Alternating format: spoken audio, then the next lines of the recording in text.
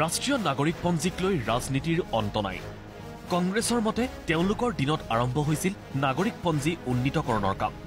বিজেপিৰ দাবী বিজেপি শাসনলৈ নহা হলে সম্ভৱ নহলহেঁতেন NRC উন্নীতকৰণ প্ৰক্ৰিয়া।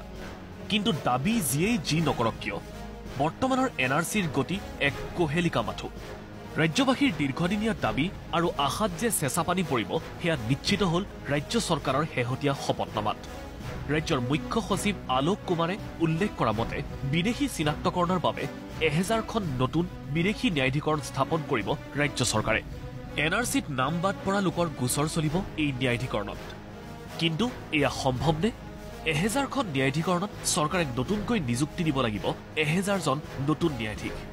দেশৰ মুখ্য ন্যায়াধীশগৰাকীৰ মতে এয়া এক প্ৰকাৰৰ অসম্ভৱ কথা। ন্যায়াধীশৰ উপৰিও প্ৰত্যেকখন বিদেশী ন্যায়াধিকৰণত ন্যূনতম 5ৰ পৰা 7জনকৈ কৰ্মচাৰী নতুনকৈ নিযুক্তি দিব লাগিব। এনেদৰে 1000খন বিদেশী ন্যায়াধিকৰণত প্ৰয়োজন হ'ব 5ৰ পৰা 7000 কৰ্মচাৰী। স্বাভাৱিকতেই ৰাজ্য চৰকাৰে শপতনামা দাখিল কৰাৰ পিছত সকলোৰে মনলৈ অহা সাধাৰণ অংকটো হৈছে এইটোৱেই।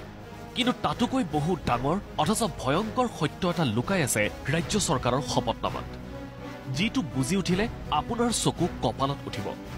NRCৰ খচৰাত ৰাজ্যৰ প্ৰায় 40 লাখ লোকৰ নাম বাদ পৰিছে। ধৰি লোৱা হওক NRCৰ পূৰ্ণাংগ তালিকাত সকলোৱে আশা অথবা আশংকা কৰাৰ দৰেই 25 লাখ লোকৰ নাম বাদ পৰিল। স্বাভাৱিকতেই নাম বাদ পৰাৰ পিছত এই 25 লাখ লোকৰ নাগৰিকত্ব সন্দৰ্ভত বিচাৰ চলিব চৰকাৰে স্থাপন কৰিবলৈ সিদ্ধান্ত লোৱা 1000 বিদেশী ন্যায়াধিকৰণত। তেনে ক্ষেত্ৰত প্ৰতিখন ন্যায়াধিকৰণে 2500 গোচৰ নিষ্পত্তি কৰিব লাগিব। এখন ন্যায়াধিকৰণত প্ৰত্যেক দিনে যদি 12ৰ পৰা 15টাকৈ গোচৰৰো শুনানি চলে তেন্তে এজন লোকৰ গোচৰৰ শুনানিৰ সময়ৰ ব্যৱধান হ'ব 7ৰ পৰা 10 মাহ। অৰ্থাৎ 10 মাহৰ পিছতহে বিদেশী ঘোষিত এজন লোকৰ দ্বিতীয়টো শুনানি গ্ৰহণ কৰিব পাৰিব ন্যায়াধিকৰণে। গতিকে এটা কথা স্পষ্ট যে NRCত নাম বাদ পৰা সেই নিৰ্দিষ্ট লোকজনক বিদেশী হিচাপে চিনাক্ত কৰিবলৈকে ন্যায়াধিকৰণক প্ৰয়োজন হ'ব আৰু 4ৰ পৰা 5 বছৰ সময়। হয়তো সময় বেছিও লাগিব পাৰে। অৰ্থাৎ আপুনি মই ভাবি থকাৰ দৰে NRCৰ পূৰ্ণাংগ তালিকা প্ৰকাশ হলেই অসমৰ বিদেশী চিনাক্তকৰণ প্ৰক্ৰিয়া শেষ নহয়।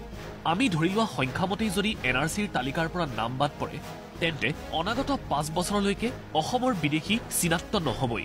যদিহে তালিকাৰ পৰা নাম বাদ পৰাৰ সংখ্যা আৰু বৃদ্ধি হয় তেতিয়া মুঠৰ ওপৰত ৰাজ্য চৰকাৰৰ আজিৰ স্থিতিত NRC সম্পূৰ্ণ বুমেৰাং হবলৈ যে গৈ আছে সেয়া নিশ্চিত। গুৱাহাটীৰ পৰা যদুমণি শইকীয়া ৰিপৰ্ট, প্ৰতিদিন টাইম। सबको अपना के रखता है अपनी हर धड़कन। जब घर बनता है हेल्दी सीमेंट से, अमृत सीमेंट, सुनो अपने घर की धड़कन।